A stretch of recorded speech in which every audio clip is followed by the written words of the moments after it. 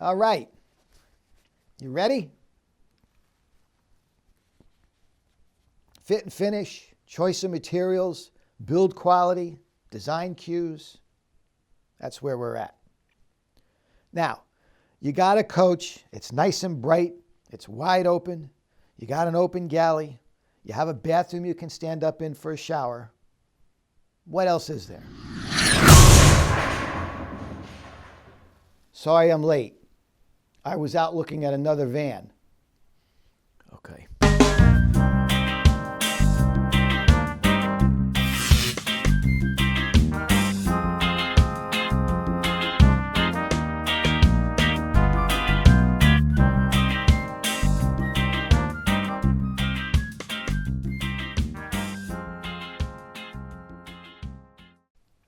We were about to discuss build quality. Fine. Good. Start. Go ahead. Go ahead. When you think of build quality, in a critical manner, the biggest offender is staples. Staples in wood, staples in the cabinets, the doors, glue, staples. No good. No good. So keep your eye out for that too. We had a pretty high-end diesel pusher for 12 years. Cabinets were glued and stapled, and they shook loose. And as they did shake loose, I would repair them, I'd re-glue them, and then I'd put in a screw with a pilot hole, and everything was fine. The screws held. There are Class B manufacturers that use screws, and there are others that don't. So you got to keep your eye out for that. Solid wood and plywood are better than press board, wafer board, particle board, MDF.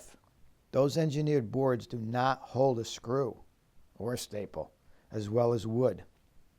And they're heavy. They're heavy. Here's how I think of it. The outside of an RV is going through a tornado and a hurricane. The inside of the RV is going through an earthquake. Outside, tornado and hurricane. Inside, earthquake. You got to build accordingly. I think you're going to see a shift soon in how these B vans are manufactured. In my van build, I'm going to be using a product called 8020. 8020 is a T-slot aluminum erector system. It's lightweight, it's strong, it builds quickly and easily, and one of the best features, in my mind, is that it's modular. If you decide in the future to alter your floor plan, you can. Within reason. Within reason. Yes, within reason. 8020 is no secret to the do-it-yourself van builders. It's been around. But I think it's coming around to mainstream. We all get the same sheet music. How we choose to play the notes is what makes us unique and creative. You'll see. You'll all see. This is what goes on in my head every day. Another thing to consider is sound deadening and insulation. Listen. Listen when you slam the van doors. Does it sound hollow and tinny, or does it sound dull and thick? This is going to affect your ride quality. Road noise. Road noise will wear you out. Now the outside noises, like crickets and bugs, they're going to interfere with your sleep. Sound deadening, insulation. Sometimes you can open access panels and you can get a look. Cabinets, behind the cabinets, inside the cabinets. Just do your best to peek around as best you can and see if you can find any evidence of insulation and how it was used. Take a look at the fixtures being used in the van. Are the sinks plastic? The faucets plastic? No good. Plastic. You're going to pay to replace them later. Not much later. Check the build quality of the shower. The floor, the shower pan, the walls, they shouldn't be flexy. They should feel solid. No give. Otherwise, they're going to crack. Then you'll have leaks. Get in there, step in, try it on for size. Go through all the motions. You never know. One design might be better than another for you.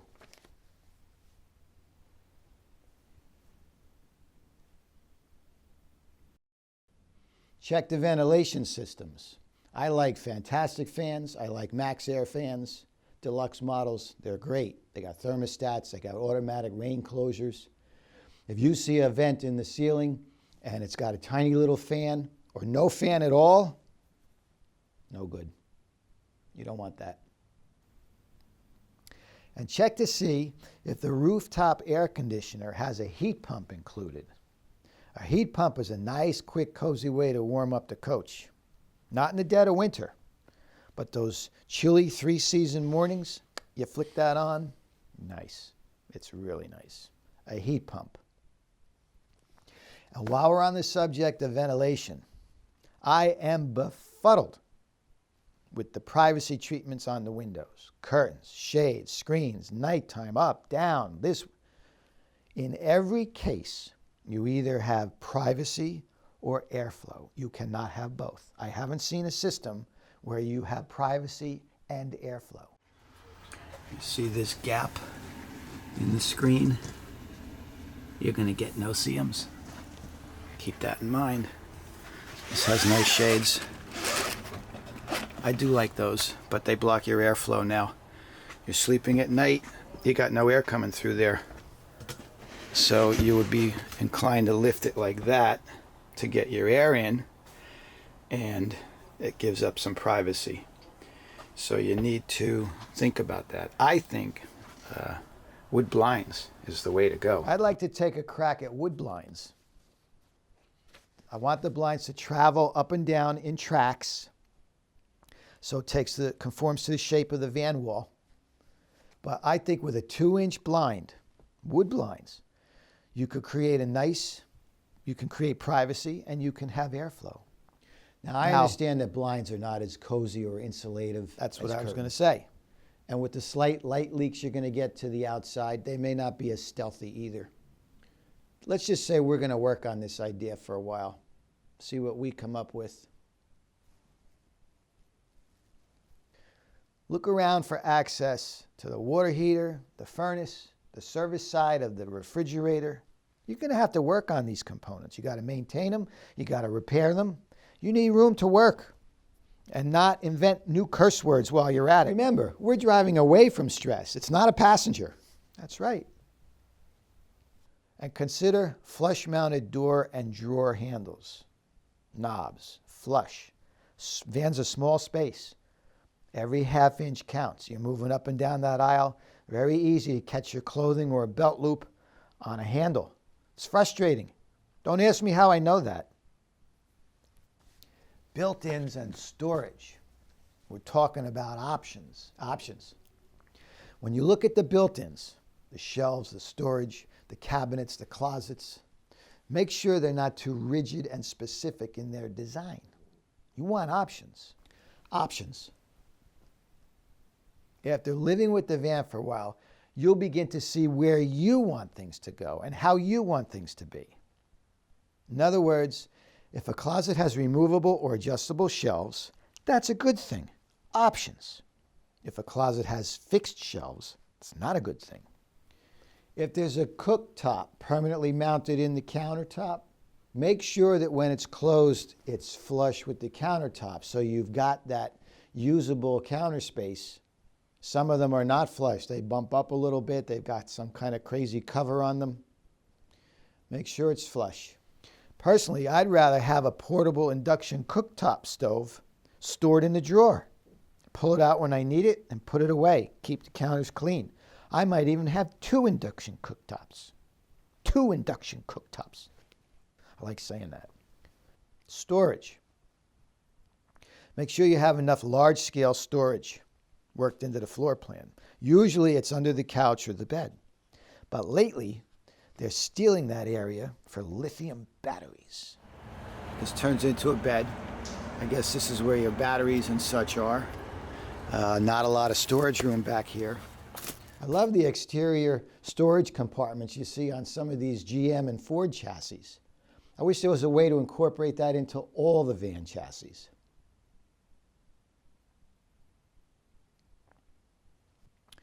You got to prioritize. In order to choose the right floor plan and van, I made a list. I included categories: must-haves, which without, it's a deal breaker. In my case, as an example, that included a full walk-in shower and a nice big galley on the patio side. On the patio side. The second category, need it, which is something that's not imperative, but it can be added with little or reasonable effort and cost in the future. An example, more battery power. You start out with 200 amp hours. Make sure you've got the facility in place to increase that to 400 amp hours in the future. It improves your lifestyle.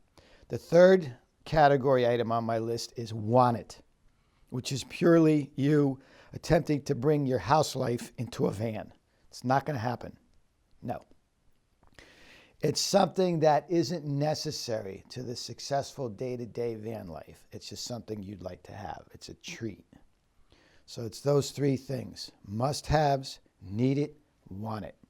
I made that list, and it's a dynamic list. It's a living list. You change it, you alter it. As you move through vans and you're looking at different vans, floor plans, features, it'd be nice if you could spend some time in a van, a few nights, a few weeks. Then you'll have a real good idea of what you like and what you don't like, what's important and what's not important. That's how you do it. A wise old man once told me as he was embarking on a full-time van life, he said, if I fail, it's not going to be because of the van.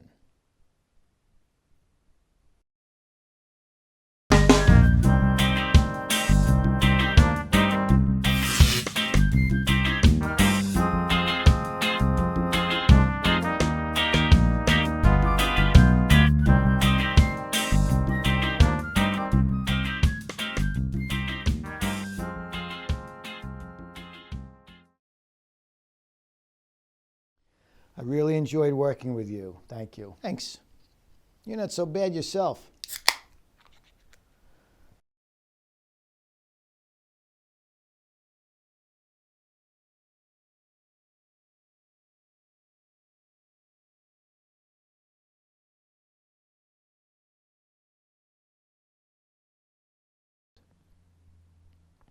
Then want it.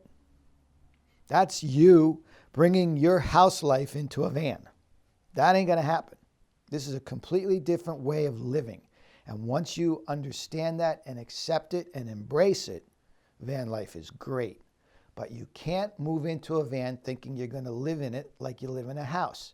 Air conditioners are a big example of this. Everybody wants to run their air conditioners 2 hours, 4 hours, 6 hours through the night.